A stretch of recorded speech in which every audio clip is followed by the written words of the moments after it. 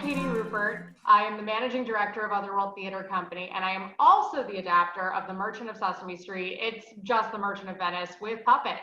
I'm here today with some really exciting, interesting people to talk about The Merchant of Sesame Street and how the implications of The Merchant of Venice in the Jewish community have affected theater as a whole. I'd love to introduce everybody who's with me today. I'll start with you. My name is Joshua Messick. I'm the director of The Merchant of Sesame Street and one of the founding creative forces behind this dumb company. Dylan, would you like to go next? Yeah, I'm Dylan Schaefer. I am an ensemble member and board member with Otherworld Theater, and I play the role of Oscar the Grouch in The Merchant of Sesame Street. And of course, today we have a very special guest with us, Emily Soloff. Hi, I'm Emily Soloff. I'm the Associate Director for Interreligious and Intergroup Relations for the American Jewish Committee.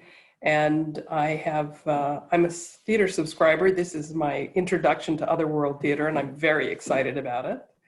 And I've written about The Merchant of Venice, but not yet about The Merchant of Sesame Street. Something new to explore. Before we dig into the pressing questions that we have here today, we want to give everybody some context of what The Merchant of Sesame Street and what the Stupid Shakespeare Company is. And I feel like that's a great segue because the Stupid Shakespeare Company really is about context. Lots of people do dumb Shakespeare ideas. Like, we've seen a lot of really stupid productions of Shakespeare, but no one does it as stupidly as we do. And the reason we do it like that is because we are trying to perform an onstage magic trick for those who are not familiar with Shakespeare. I think a great example is our first production was a production of Richard III with Nintendo characters, Super Richard World 3. And the magic trick with that is that when Shakespeare and his audiences were watching and working on this play, everybody knew every minor character. They knew who Dorset was, they knew who Gray was, they knew who Rivers was. But when you watch it today at home, a regular production of Richard III, you don't know who any of those guys are. They're just all tall guys with beards. But when we remapped Nintendo over it, we were able to kind of breathe new life into it. And suddenly you were able to recognize these characters again. Because of that, audiences understood the play better. With The Merchant of Sesame Street, which of course is an adaptation of Shakespeare's The Merchant of Venice, but with puppets, we are able to do kind of a similar magic trick in the sense that we are able to re-explain the context for modern audiences. In Shakespeare's time, and I think even today, some people don't understand a lot of the racial issues that come up in The Merchant of Venice because it's confusing to see heroes, supposedly, who are rich and pretty and popular, win after treating someone so terribly. But because we've literally recast those characters as monsters, it's very immediate for the audience to see right away who are the good guys and who are the bad guys, who are the racists and who are the victims. Well, you should know this as someone who isn't quite familiar with the Stupid Shakespeare Company, but oftentimes what we do is we just we'll sit around at a table and just pitch dumb ideas. Like it's a typical pitch meeting. And so I was just thinking about just The Merchant of Venice, just in general, because it's a very commonly done play. I mean, it has its problems, which I'm sure we will talk about. But it's definitely one of the top 10, I'd say, most produced Shakespeare plays. And so I was trying to just think of a place, just off the top of my head, like a famous setting in fiction, because that's what we do in the Stupid Shakespeare is we map common ideas and properties over Shakespeare plays. And so I was like, well, that's a good place that everyone knows? Well, everyone knows Sesame Street. And so that really just got my brain thinking, and I just sort of put it to the side for a while. And then I was, it sort of stuck with me because really I think my main thesis for why I wanted to do The Merchant of Sesame Street is that by mapping it in the way that we did, where the character of Shylock and all the other Jewish characters are human, and everyone else gets to be a monster, a puppet, it allows a production where every single person who's involved gets to be for 2 hours a Jew, right? They get to be the minority group that is discriminated against and oppressed. And as far as I can tell in my research, I don't know if that has ever been done. I don't know if there were any productions where everyone in the audience, everyone on stage, everyone behind the scenes was Jewish. I mean, maybe that's been done by some Jewish leaders, but I don't know. I couldn't find any evidence to that. And so like that idea really stuck to me as an artist. And I thought that was really interesting and really something I wanted to explore. That sort of leads into one of the answers to the question of why we chose to do this play now. Some of the questions that we received when we first started doing this play is, did we think it was a good idea to do a play that had such overt anti-Semitism in the original text? Obviously, we removed that from our text, and we can talk about that. Given the rise of anti-Semitism globally at this time, and one of the big reasons why we chose to do this play, of course, was because it was one of the only plays we could do safely in this era of COVID, where we were able to use puppets instead of people, and the puppet operators were able to be masked for the duration of the production, and really gave us, the ability to utilize social distancing measures and safety precautions throughout the process. That's an important point, Dylan. I'm glad you brought that up because it's very important for people to, I think, to feel that what they're seeing is safe, even though it's certainly challenging. It's a challenging play, and it's been done in many challenging ways. But while I don't think it's ever been done by puppets before, or puppets and people, it has been done with colorblind casting. It's been done by different racial and minority groups, so that the possibility of shaking that up is inherent in the play, but it has to be handled carefully. And Katie, I'd like you to talk a little bit about your translation of the play. Right. So one thing I want to say is that when we write Stupid Shakespeare, I do a lot of the legwork. I sit with the script. I'm the one who makes the changes. But a lot of what we do is discovered in the room. It is collaborative. It is a cast-involved process. Everybody gets their opportunity to pitch ideas during the first read-through. And when we walk out of the first week of rehearsal, we really have a collaborative project. And that is like one of the beauties of Stupid Shakespeare. With this interpretation, and I feel like Josh deserves the most credit for this idea, but we've inherently taken away Shylock's Judaism, and we've replaced it with humanism. And because of that, there is something really interesting, because in a way he's representing all minorities. By making the context a little vaguer, I think that everybody can kind of see a little bit of themselves in Shylock, especially if you are a member of an oppressed group. Because of that, we've replaced a lot of contextual things that would feed into those negative stereotypes. Osclar is not a moneylender. He lends ducks, like literal, like rubber ducks. They're everywhere. I can't find one right now, but we always have ducks everywhere. But for example, he's got his little ducks that he gives away. We see Osclar actually like as a member of the community. Like the first time we see him, he's picking up garbage.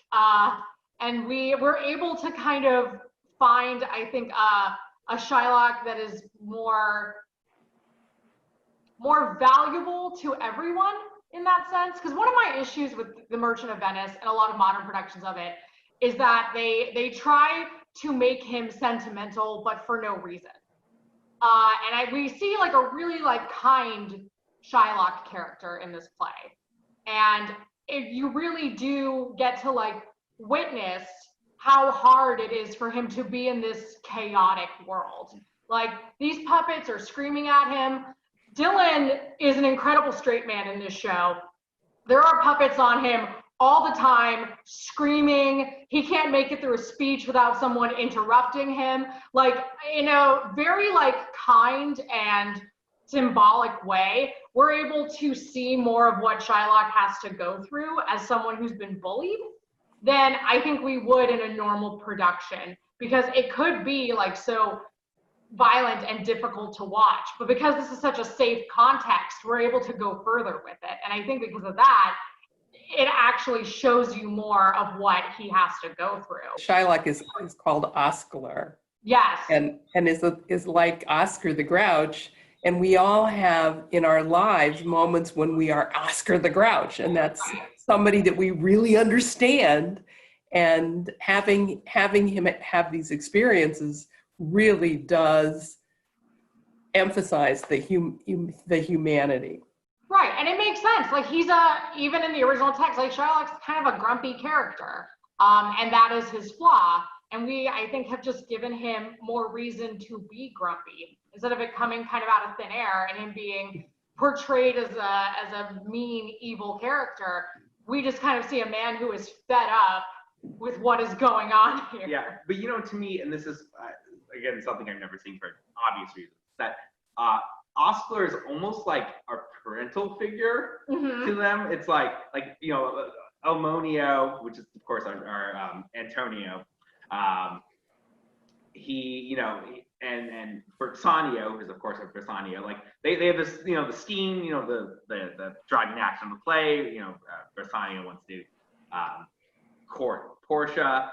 And, you know, there's really a sense of like, oh, well, go to Oscar and he'll give you the ducks you need, right? And then, you know, they're like, Oscar, give me the ducks, give me the ducks. And it's like the entire energy of it is just so much more like fun, right? Than you would see in a normal production of The Merchant of Venice. And that, you know, for obvious reasons, like The Merchant of Venice is, to a modern audience, not really a fun play or huge chunks of it are. And I think that the other aspect of it is because of that, Oscar becomes the teacher character. Yeah. For example, when he's trying to explain what revenge is to Cookie Monster, that speech is now entirely different because of the way that we have changed the play. Yeah, and I mean, really, the whole point of the Stupid Shakespeare is to sort of, you know, take a you know, dumb idea, a stupid idea, and really like actually put thought and in an effort into producing it to the maximum of its ability. And with The Merchant of Sesame Street, you know, the one thing that I hope is apparent is that we really put care and energy into making it as safe as it possibly could. I'm not sure we could have been as successful if we hadn't done, you know, Sesame Street and been unafraid to change word and change context and lower the stakes of certain things. Yeah, Shakespeare's dead. He doesn't know. Yeah, he doesn't know. And, you know, I think, I feel that we did the best we possibly could, just as a creative team and a producing team. I think the last big thing that's really important is that because Shylock is often seen as like a violent and scary character, it's really hard to believe that, one, he could be threatened by or threatening to this guy. Like, it's so absurd. Yeah. It's hard to believe that this guy, like, in that sense, like, we're able to tell the story in a very safe way. You never feel like Shylock is in danger. You never feel like the puppets are in danger. Like, it really does give you the opportunity to experience the play without that, like, gut-wrenching, like, terrified feeling that I think that you can see in a really hardcore production of The Merchant of Venice. And of course, the whole hope of this is that this will get eyes on, you know, on something that will get eyes on a play that people otherwise wouldn't normally consume. I mean, my favorite thing about Stupid Shakespeare shows is that oftentimes, and you sort of alluded to this, is, you know, after the show or an intermission, people will be like, wow, that was great. You know, I've never seen a Shakespeare play before. And I'm like, well, you still haven't. But the whole idea is like, you know, like, and we've definitely had people who saw super Richard world, and we're like, oh, I took my kids there, and they loved it, and they understood it. And that just for as someone who loves Shakespeare, like that is worth its weight in gold. And so my hope is that with this play is that yes, we can consume it in a safe way, but also in a way that can draw attention to the actual play, The Merchant of Venice. And talk a little bit about how your own struggle with the material, once you decided you wanted to do it, or in the process of trying to decide that you were going to do it. What were some of the things that came up for you? I'm Jewish, as is Josh, and Katie has Jewish family members. So there's a lot of Judaism in the production team, and there are several Jewish members of Otherworld's board of directors, and there were a lot of eyes on this, and a lot of folks who knew that this was the plan to do this play. And it didn't really occur to anybody that it might be controversial, which is funny, obviously, since, Josh mentioned it's one of the probably one of the top 10 most produced plays. I would say maybe higher than that in terms of how often the play is produced, even today, or back when plays were produced, which they aren't anymore. Hey, we're the only ones producing plays, so I'd say that number one, it's right now, it's the number one produced Shakespeare play. For 2020, yes. So basically what happened was we had somebody within our community who's also Jewish reach out to us. Dylan, when did the process for everybody start? When did you start talking about this play, this production? So we started talking about it over the winter, and we decided that it was something we wanted to produce early on this spring when the shutdowns took place, because we knew that this was a play that we would be able to produce more safely. And because of the puppets? That pushed it to the forefront of one of the plays we were going to do. There's a lot of ideas floating around in the stupid Shakespeare world. This is the third. There's like 4 mostly finished shows that we have ready. Right. But we just can't do it safely right now. So, and this is the third stupid Shakespeare show that we've fully produced. And, we started the pre-production process of this in the spring, and in May, in June, I guess it was in mid-June, I announced it on my own Facebook page because I was going to do a Facebook fundraiser to help fund some of the aspects of the production. And at that point, we had not started rehearsal yet, but we were about a week or 2 away from starting rehearsals, and the show had been cast, and we knew that we were going to do either a virtual production or a safe, socially distanced live production. Back then in June, we still really had no idea what was in store for us for the future, and we were hanging on to the belief that perhaps live theater would be returning, but we were sadly mistaken. So that's sort of the timeline there, and we were, like I mentioned, contacted by someone in our community who was concerned that we were doing this play, said that he felt it was anti-Semitic and that we shouldn't. Obviously that was not the feedback I was expecting. As somebody who has read and learned and seen this play in a safe environment growing up, I was aware of the anti-Semitism within the play, as was Josh and Katie, of course. But I can just speak for me personally. I realized I had a bit of a blind spot as to how severe and harmful the stereotypes, and specifically Shylock, had been to the Jewish community throughout history.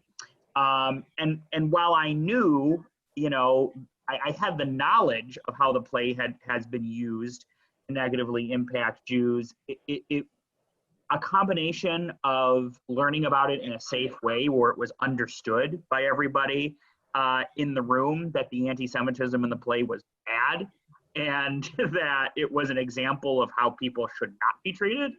And also by just the sheer amount of, just the sheer popularity of the play and how much it has been produced.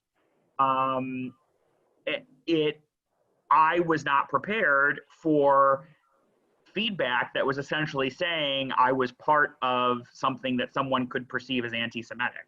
And as a Jewish person who cares quite a bit about anti-Semitic issues, and considers himself to be a student of history, this was a bit of a humbling moment for me.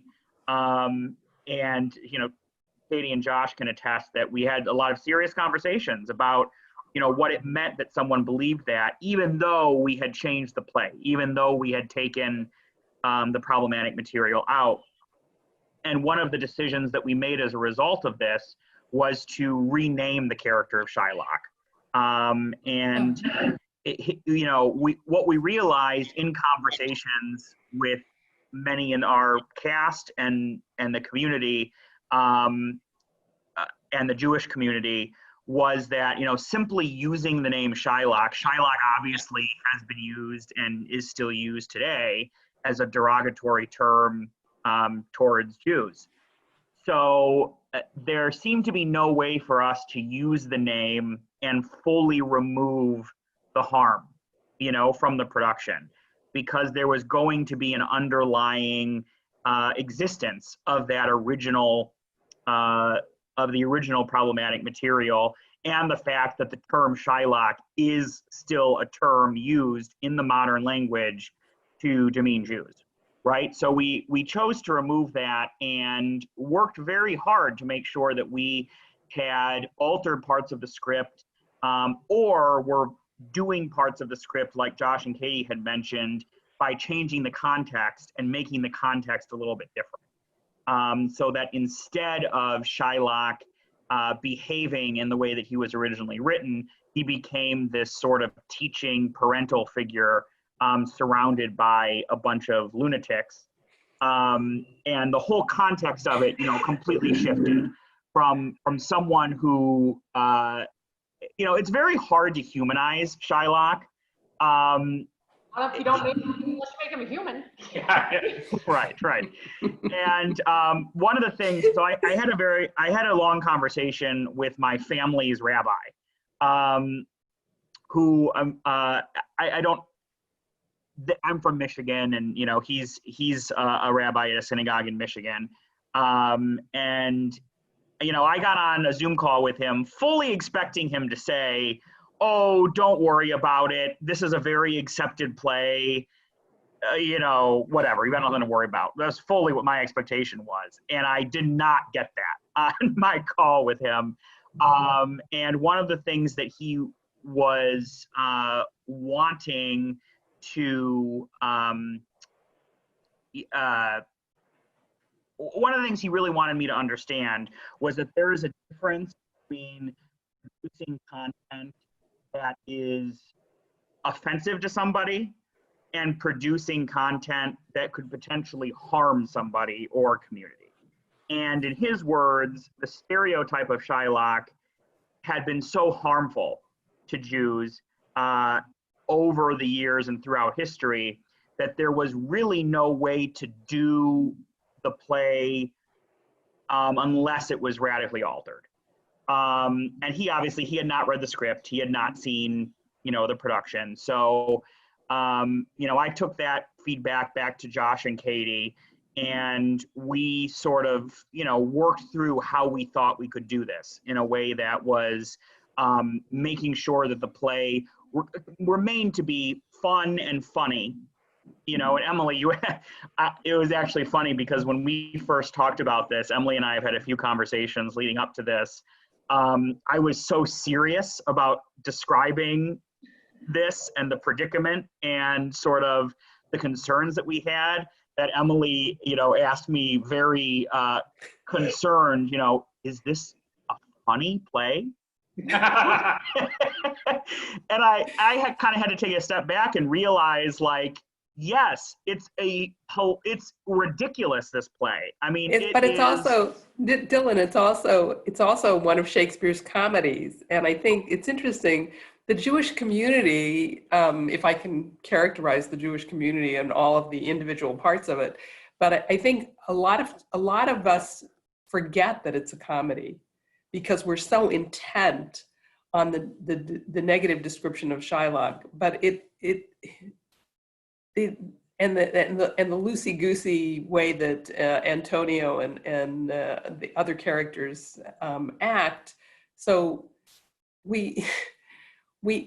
I'm thrilled that you have done what you've done, because it puts the play back into the format of a comedy without hurting anybody, without having to demean somebody for the sake of the comedy. Yes, and I'll say too that one of the things that's great about Stupid Shakespeare, and just so everyone understands the relationship, I am a part of Otherworld, but I have not been personally involved in any of the Stupid Shakespeare plays. Josh recruited me to play Oscar because he thinks I'm grouchy in real life. And you look the part, Dylan. And so Stupid Shakespeare, one of the things that I love about the productions that I've seen, and I've experienced the other two that we've done as an audience member, are exactly that. It helps recontextualize the text in a way that actually can be more true than seeing a production staged, the appropriate way. So many Americans don't understand the language, first of all. Mm-hmm. And you have a lot of situations too when you're watching Shakespeare where a lot of times the actors performing the Shakespeare don't know what they're talking about or what they're saying. And what that leads to is, one, Shakespeare getting the reputation for being boring and nobody wants to watch it. But two, so much of the history within the text is lost because Shakespeare is writing about current events and things that everybody at the time knew about. And when we take these, and like Katie was talking about, was Super Richard World, making the villains, Bowser in the Mario world. Well, everyone understands who Bowser is and that he's a bad guy. If you're watching this play traditionally, you might not pick up on that, especially if you're not really good with the language. So, ultimately, that's one of the things that I think the Stupid Shakespeare productions do really well, is even though you're not really getting a quote unquote traditional or pure Shakespeare experience, you are able to get the context that you might not get otherwise and understand what some of the original intent behind the productions was. Katie, you did the translation into the script, right? Yes. I think you did a wonderful job. As I was reading the script, there were moments, and I reread the Merchant of Venice, the Shakespeare's version of this play, after I had read yours and then went back and read yours again, and really appreciated the moments that you took to Shakespeare, to pay homage to Shakespeare, but give us language which is much more accessible to people who don't know Shakespeare. And I think like a lot of companies and schools, also, everyone's shying away from Shakespeare because they don't get it, right? And I think to address an earlier question, it's like, well, what did I struggle with most in the material? And a lot of it was giving the play back its initial intentions. Because when we talk about the Merchant of Venice, we spend so much time talking about Shylock. But that's not what the play's about. Like, that's Shakespeare's B plot. Like, this is about Venetian party boys trying to get laid. Because we recontextualized it, like the play's about that again. It's about, these little monsters, running around and trying to have a good time in Venice on Shylock's dime or Oscar's dime. And because of that, like, it's a fun, exciting play again. The one thing I did worry about is that it was too stupid.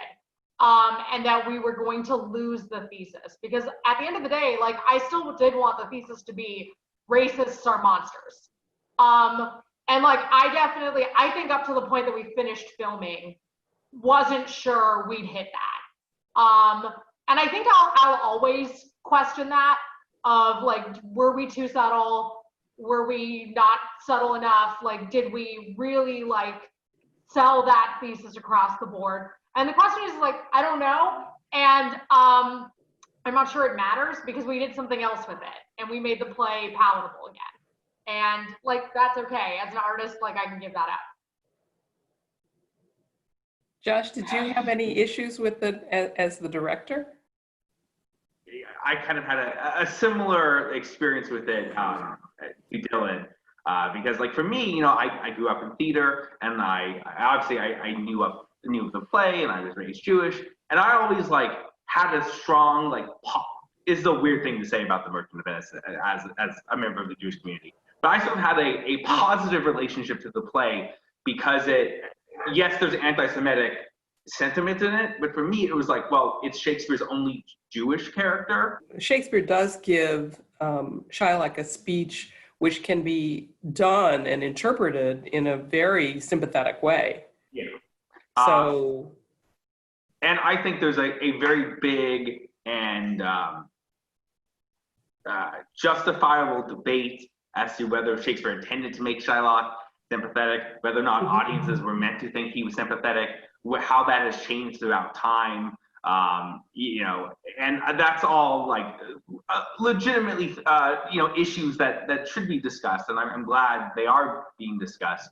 But I think overall, just for me personally as an artist, I was like, oh, well, Shakespeare, like I always, as a young Jewish actor, like I wanted to play Shylock because it's like that's like my Shakespeare character. I know, meaty role. What? Yeah.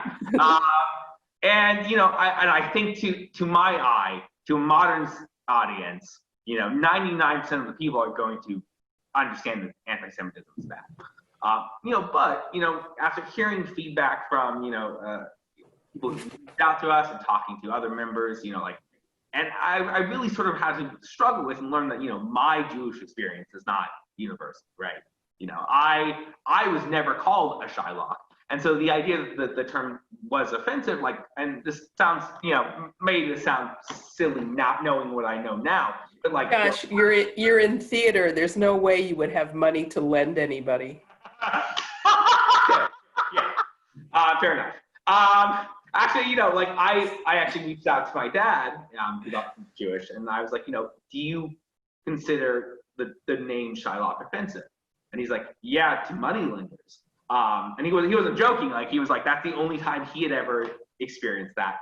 But his experience and my experience are not universal. So in regards to one of the questions that was posed to us by the patrons, jumping ahead a little, but like, should the Merchant of Venice be done at all? I mean, I would be very hesitant to do it without care. And I think with the Merchant of Venice, when I hear companies doing the Merchant of Venice, the first thing that comes to my eyes is, in my ears, my head, is like, how are they handling Shylock? How are they handling the anti-Semitism? Like, it's question number one, right? But what was really refreshing for me as a director is that, like, once I felt like we handled it in the safest way we can by removing it as strongly as we could, I was, like we were saying, able to experience the play in the first time. I remember there was one rehearsal. We were rehearsing the very end of the play, and it hit me. And like, I've seen the Merchant of Venice. I read the Merchant of Venice, and I read our scripts. I rehearsed this for months, and I had this moment where I was like, oh, this play isn't about Shylock. It's about Bassanio. It's his story, and I've never seen that, and I've never felt that, because usually that scene is after the courtroom scene where they do something incredibly cruel to Shylock, and they forcibly convert him, and he goes away defeated, and you're like, oh, I don't like this guy. But I felt like, because we were able to we contextualized it, I was like, oh, like, it's actually kind of sweet. This is a sweet, beautiful speech that I've never seen as such until this moment. You gave it, it's a comedy and not a tragedy. Yeah, and that was the goal. So, but Josh, I want to ask you, this is kind of it's a little off topic, but I'm dying to know, what is it like to direct puppets? Easy, because puppets are magic.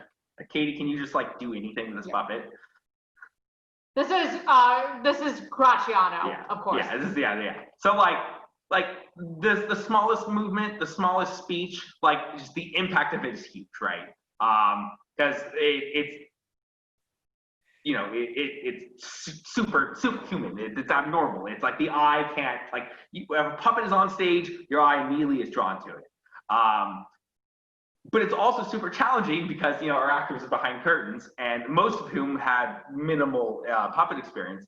They can't see me, and they can't see each other, and they have to get eye lines right. And they're all wearing masks. And they're all wearing masks.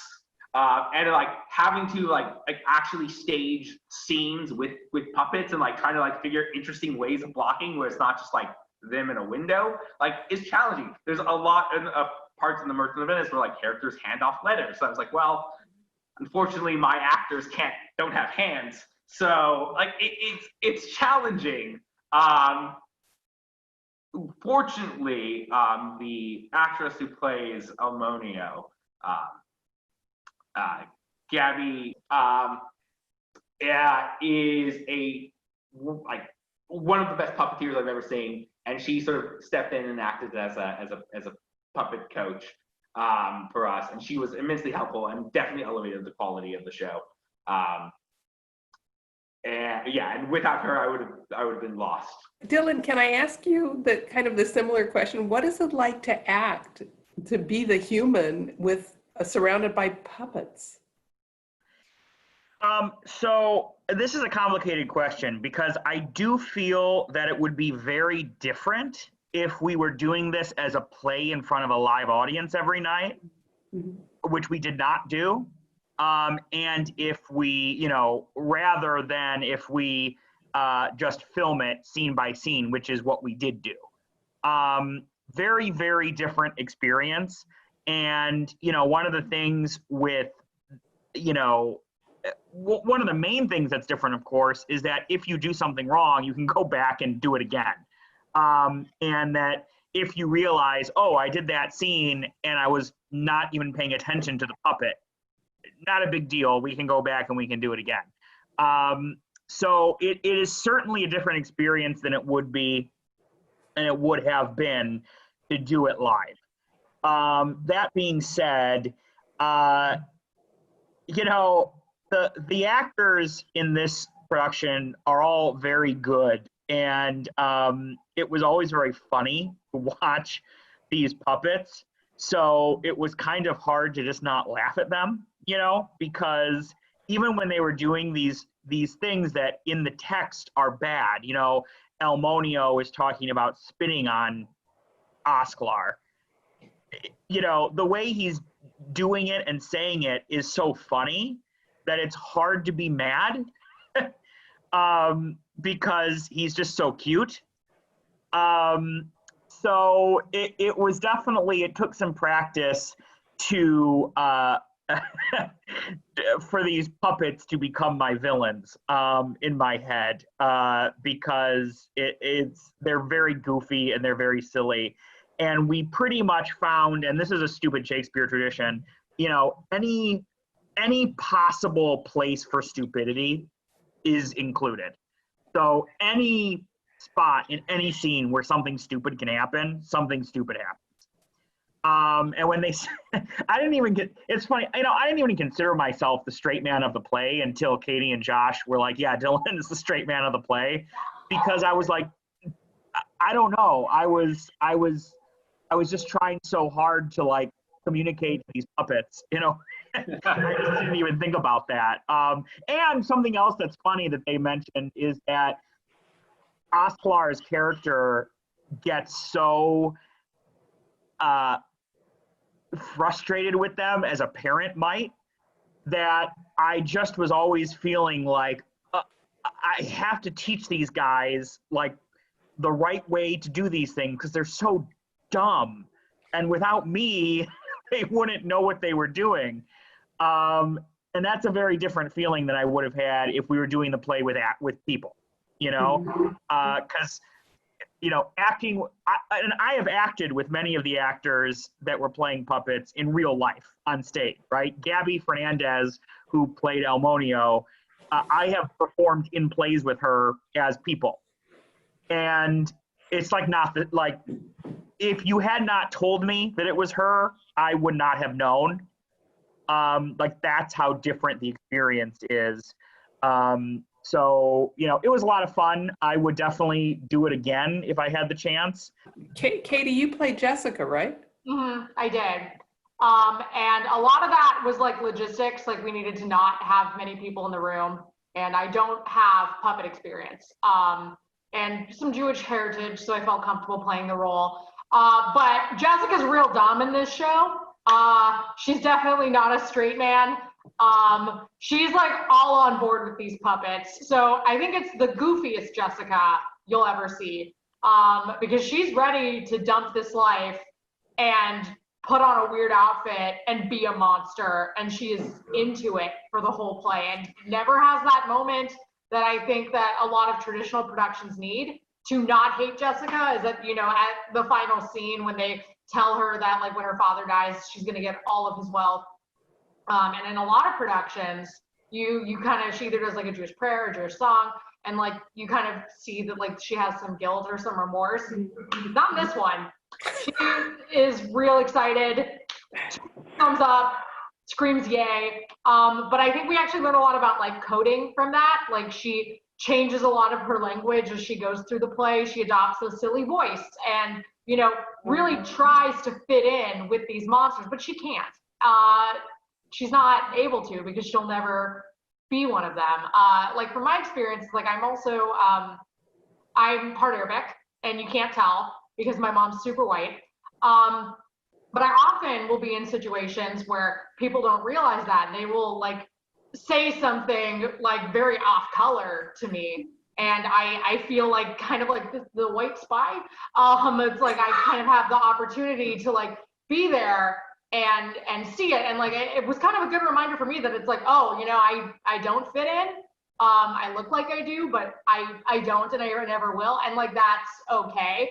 But it was cool to do Jessica in that way, because like that's an experience I never really had to do. I never really had to like try and mask it, because genetics did that for me. But it's that nice reminder for me that like, I got to be in a very, very safe situation, because of the color of my skin and my eyes and whatnot. But like I could have not had that. And like that's kind of the cool thing about this Jessica for me. And it's like, obviously we do it in a super goofy way. I'm wearing the most ridiculous dress, big old fairy wings, a mask. But it's still that same lesson of, it's like, I didn't have to assimilate, but like having her do it was actually like a very challenging thing. And of course, like trying to do these big romantic love scenes with a puppet, absolutely ridiculous. Fortunately, it's an actor I'm very good friends with, so we were able to like get into it, and it was a good acting challenge for me, because like I did have to like do romance and emotional intimacy with this like orange hunk of felt. Emily, I wanted to ask you, just as someone who's very removed from this process, and one of the reasons that I was excited to talk to you about it is, would you be able to talk a little bit about specifically why and how the original text has been so controversial, and why some within the Jewish community have problems with it, why others don't, in your experience?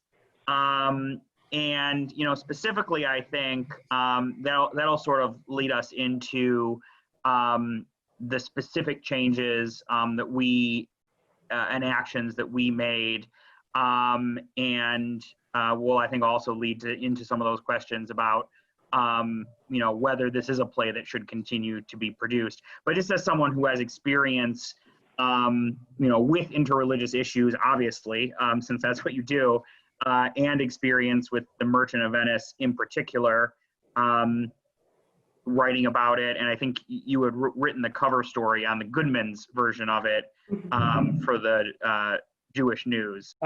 Quite a while ago, but interestingly, Dylan, you're asking an interesting question, and it's hard.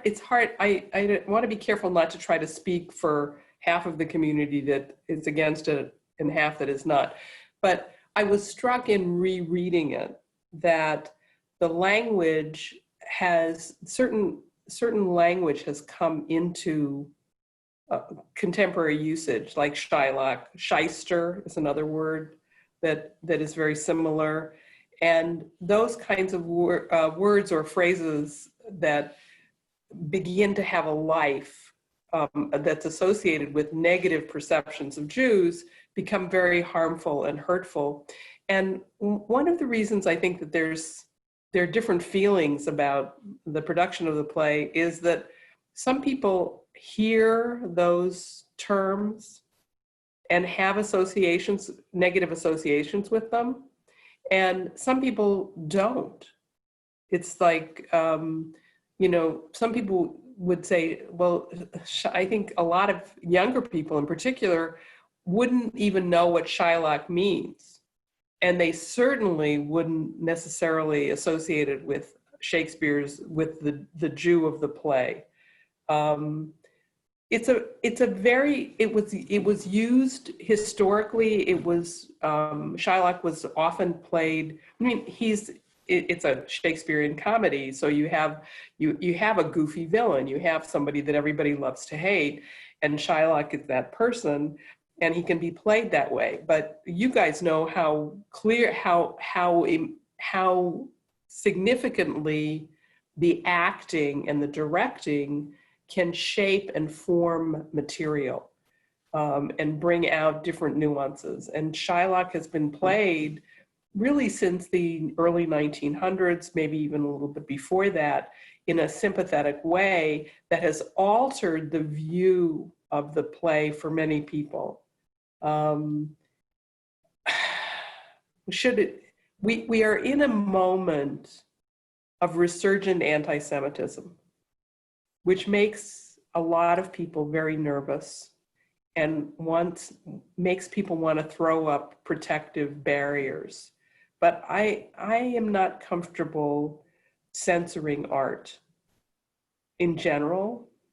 And I think this play can be played in a way that is sympathetic, and that is preferable to playing it in an unsympathetic way, but that it offers the possibility for conversation and throws light on the issues of stereotyping and really negative descriptions and understandings of people in ways that it's very hard to get at, that outside of art. So I would not be in favor of not producing it, but I wouldn't be in favor of producing it the way it was produced in the 1930s in Germany. For those who are unaware, obviously the 1930s in Germany was not a friendly time for the Jews, and was historically, this play was like one of the Nazis' favorite plays to produce, right? And they produced it in a way where Shylock was a horrible monster, and was played that way, and super violent, super bloodthirsty. Right. And I can see, both points of view on this. And that's one of the things that we went back and forth on so much was, okay, but we see it this way, this other person sees it that way, who's right? Obviously, when it comes to art, probably nobody can be 100% right. And one of the things that came up in the conversation with my family's rabbi was, he said, he's like, I have a lot of experience with this play. I've seen it many times. I saw the Al Pacino film version, which was obviously they made quite an effort in that film to make Shylock sympathetic. Whether or not they were successful is a question for another day. They chose to kill Shylock in that play instead of exposing him to the forced conversion. So, you know, whatever, take it or leave it. And, you know, he told me about how he went to New York to see Dustin Hoffman play Shylock in this production that was supposed to be this great humanizing of the character. And, you know, he said to me, he was like, for me, it just totally fell flat. You know, he said, for me, there is no way to humanize this character. He's an evil character. You know, he's written in these stereotypical ways because likely Shakespeare had never met a Jewish person. Jews were not allowed to live in England in this time. And he was written based on, you know, stereotypes that, you know, and stories that had been passed down. And, you know, the fact that he is, and basically what he was saying was that his actions and his words, it's very hard to humanize that despite his speech, the famous speech, you know, hath not Jew eyes, hath not, you know, and prick us do we not bleed. That speech, despite that speech, he's the character that does these really vile things for seemingly no reason except prevent, right? And so for him, it was very hard for him to get over that. And there obviously are some people in the community who feel that way and feel that no matter what you do with this play, there's going to be that element that will expose people to this very ugly side of anti-Semitism that has lived on for thousands of years at this point, and portrayed Jews as both this sort of subhuman species and this, you know, anti-human species that controls everything, you know, that they're simultaneously subhuman and anti-human in the sense that they control the money and they control the power. And this play really exemplifies those stereotypes. And, you know, never mind the fact that, of course, at the time that the play was written, money lending was one of the only things that Jews were allowed to do, you know, and that's sometimes lost, frequently lost. That people don't understand that a lot of the stereotypes involving Jews and money are because Jews were discriminated against, were not allowed to hold many jobs, and that was one of the few that they were allowed to pursue. So, you know, it was very interesting to have these conversations, and it led us to wanting to make sure that those elements that some people in the Jewish community were very comfortable in saying that does not offend me, and others within the Jewish community were very comfortable in saying it's offensive and you should never do it. We wanted to find a way to bridge the gap and produce a play that is funny and fun, and, you know, remove the harm from the script enough that that everyone would be comfortable enjoying it and learning from it. Well, it's also, Dylan, I think one of the things that, as Katie said, that it's really important in being honest about this play, and what is difficult about it is when you focus on the callousness of Antonio and his friends, and the sense of entitlement of his friends and of Portia. That also sheds light on the experience of Shylock, and it helps to explain it. So I think this production will surprise people in very positive ways and throw light on the production on Shakespeare's play in ways that are very different. So you are to be, all of you are to be applauded for that. Well, thank you. Yeah, you know, I mean, that became the driving force, was that we wanted people to learn something. And I think I mentioned this to you, Emily, but something interesting for the audience to know is that we had a long conversation about this with the production team and the whole cast after all of these things came, after we had all these discussions and we were wondering really what was the best way to proceed. We had this long conversation, and afterwards, one of the cast members, Matt Keeley, who plays Cucurino Monster, the big blue guy you can see behind Katie there, posted a question on his Facebook, which was a very general question: what plays are problematic, so problematic either racially or otherwise, that they should not be produced anymore, right? And this was just requesting this from the vast void that is social media. And we had people name obviously lots and lots of plays. Some people said nothing should ever not be produced because you should not censor art. And some people said, well, yes, specifically, there's all these things that are harmful and have been done. Minstrel shows, for example, I think all of us could agree should never, ever be done because those are nothing but harmful.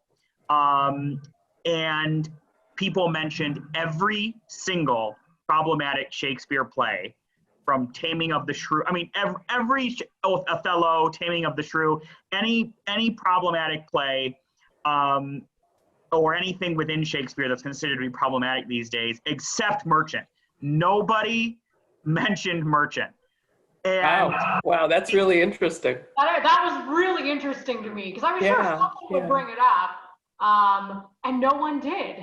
Well, and that's one of the reasons that we wanted to do this, and one of the reasons we wanted to make this a teachable moment was because it's so clear to me now how, especially if you're not Jewish, how you might have no inclination as to the history and harm, that is associated with the play, and how strongly others might feel about it. And one of the things with anti-Semitism that I think can be so insidious is that because in the United States, Jews are not historically oppressed, specifically in the United States, a lot of people have trouble recognizing anti-Semitism as problematic, especially if they haven't been exposed to it in a way where it's taken as such. Growing up, I sort of had, my parents were divorced, and I went to a school where there weren't a lot of Jews, but then I also went to my synagogue and Hebrew school and was bar mitzvah, and I was around a lot of Jews. And there were lots of things that non-Jewish kids would say, if you were cheap, they would say you were being a Jew, right? And it's something that, at the time, most people, including myself, I mean, I didn't like hearing things like that, but it was not taken the way other racism is taken, right? It's sort of like the acceptable. It's like the acceptable prejudice, the acceptable, stereotyping that has changed certainly in the past several years. But I just think it's really interesting, and that sort of experiment, I think, showed that it can be really hard to deal with anti-Semitism when so much of the population is either numb to it or unaware of it, and unaware of it being harmful. Since you can look at other oppressed races and religions in the United States and say, absolutely, you can point to exactly how those groups have been marginalized and how there are systemic reasons why, whether, people in the Black and brown community or Muslims or the myriad of other groups that have been discriminated against in the United States have been kept down, systemically. It's hard to do that with Jews in the United States specifically. So, I think it's interesting, and it's one of the reasons that this play and other forms of anti-Semitism can fly under the radar if we're not careful. And and I think that's one of the reasons that some people feel very strongly about this play, because they feel like, if the situation were flipped and this was not a Jewish character, it was of a different race, it would probably be very alarming to people, and a lot of people would not consider it to be acceptable. So why should Jews consider it to be acceptable? Where they've done that, where they've changed the context. So instead of Jewish, it's another minority. Right. Which is essentially what we did, except the minority is humans, right? But one thing that you said, Dylan, that one thing that I remembered with the play, in particular, The Merchant of Venice, is that it's often taught in schools, and it's often taught in English classes as a means of addressing anti-Semitism, which for, as you're saying, large swaths of America, they might not know any Jewish people. They might not even know that anti-Semitism is a thing. And so it actually is oftentimes used as a means of as an example of anti-Semitism. And that's why so many schools will show the Al Pacino version, because they do a very good job of providing the context and saying like this is what was happening in Italy to the Jewish community where this play is set. And, that's oftentimes why, teachers will show it. And so, it's tricky because The Merchant of Venice, obviously the intent of it, why Shakespeare wrote it, who he was writing for, how it's perceived, we'll never know. It's, and people will parse out,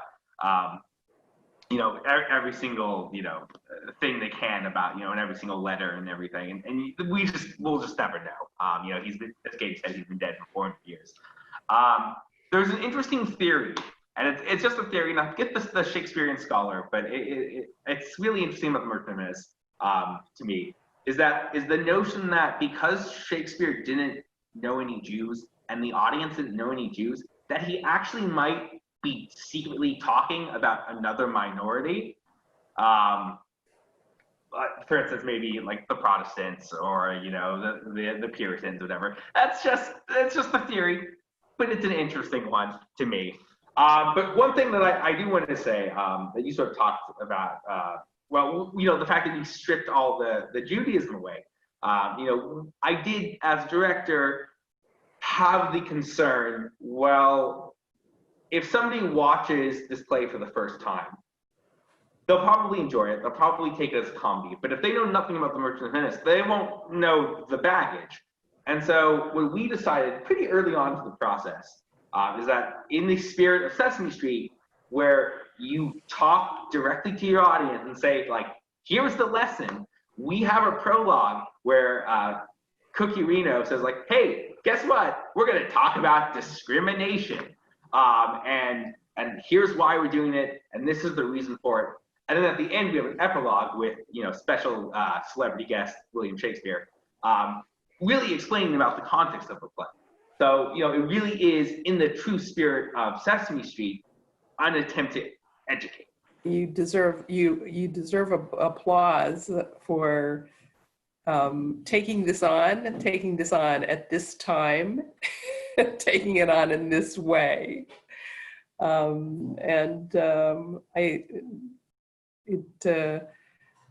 can't wait to see the production. And of course, we're open. If anybody watching this recording has more questions for us, or wants to discuss things with the team further, we're here, we're open to answering more questions. And we hope we're able to bring some clarity and some context to what this project really is. Really appreciate being able to have this dialogue, and we hope that it will, create more of a dialogue around these issues as time goes on and as people enjoy Merchant of Sesame Street. Amen to that, Dylan. Good night. Bye, everyone. See you on September 19th.